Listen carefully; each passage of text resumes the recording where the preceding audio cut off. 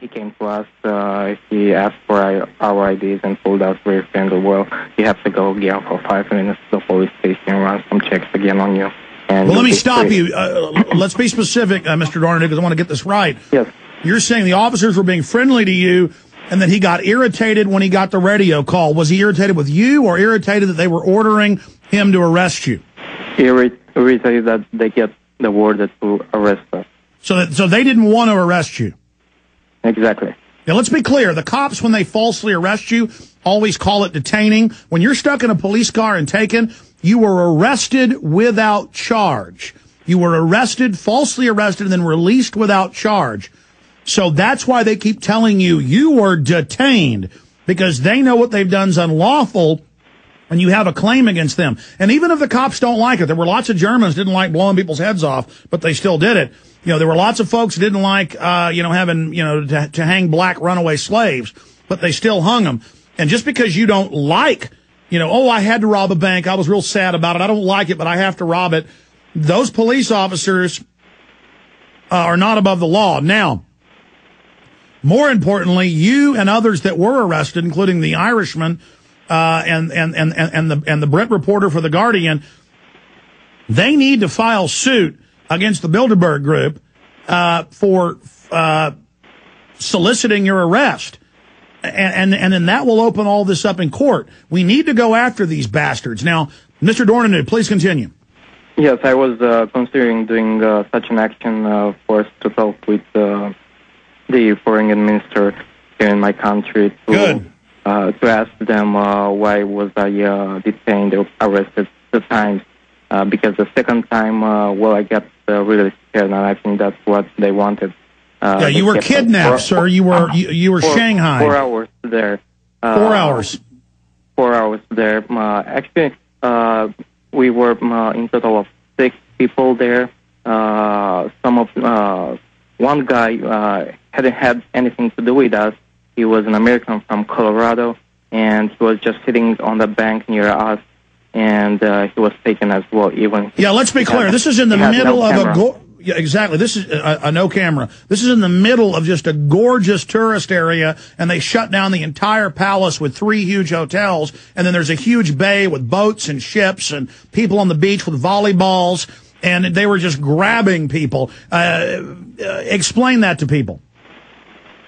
Exactly. So basically, we were just standing there trying to take a picture with the cars that were passing by, the limos for Bilderberg, and they came to us and told us that we need to go to the police station. All right, stay there. But you're saying they also arrested just an American tourist who didn't have a camera. Exactly. He was just guilty by association. He was just standing there with us. Paul Dorneanu, stay there. Paul, stay there. We'll be right back to you. Key information straight ahead. The good old folks at New Silver Solution. And the website is supernaturalsilver.com. Supernaturalsilver.com. This is something that kills bacteria, viruses, you name it, well documented. They've got it down to a super small nano-sized particle. Supernaturalsilver.com. Check them out at Infowars.com. Supernaturalsilver.com. We have a big announcement concerning YouTube censorship. And I'll say this, it looks very, very positive, but I don't want to declare victory yet. So that'll probably be in the next few days.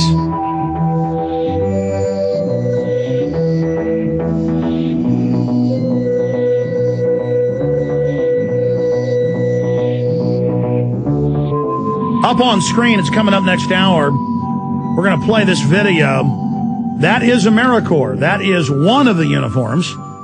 They've got 10 different divisions of this, but that's the main political officer you're going to be seeing on the streets. In fact, they're on the streets.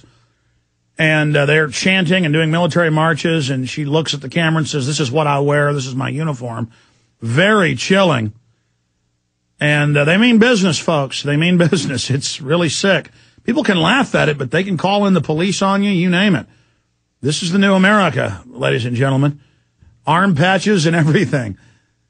I can't believe our republic's fallen this hard this fast, but we really are just a third world country with some vestiges of freedom and liberty left, but that's all going to be overrun soon. God help us. And the yuppies are just going to roll over to it. They've had their fight sucked out. A lot of folks, though, aren't. And that's why it's going to be very nasty. Going back to Paul Dorneanu, infocon.ro, infocon.ro. Done a lot of great work, and you can see his footage in Endgame. Blueprint for Global Enslavement being followed by cars and police waiting out front in plain clothes, smoking cigarettes in alleys. Looks like something out of Indiana Jones or the Temple of, Raiders of the Lost Ark, and going through bazaars and trying to hide while guys follow him so Tucker can meet some guy in an alley to tell him what's going on from Bilderberg. And a lot of that went on this year, too, and Tucker's going to be back soon.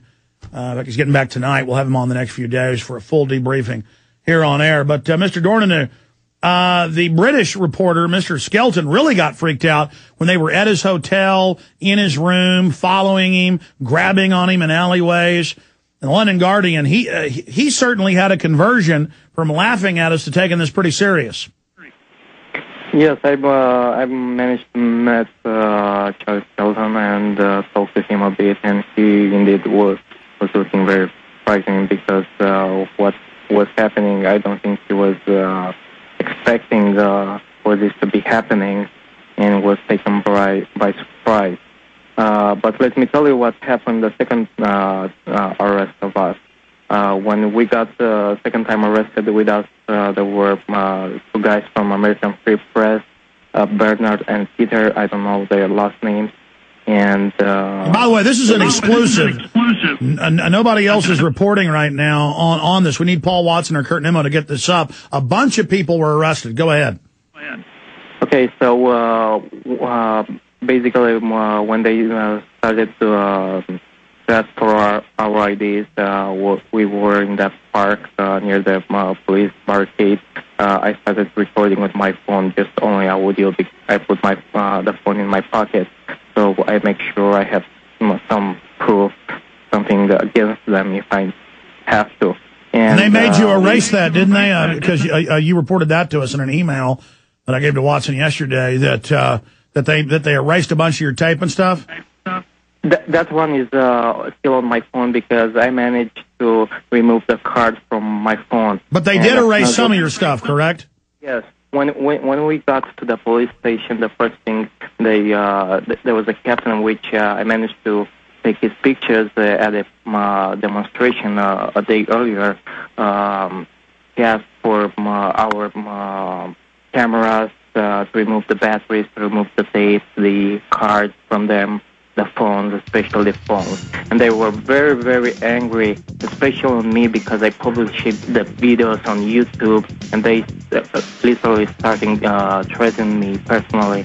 Oh, stay there. Stay there, Paul Dorneanu. Let's do 5 more minutes on the other side as we debrief you here worldwide on the radio. Very upset about all the YouTube videos that we linked to on Infowars.com and PrisonPlanet.com that got carried as official news.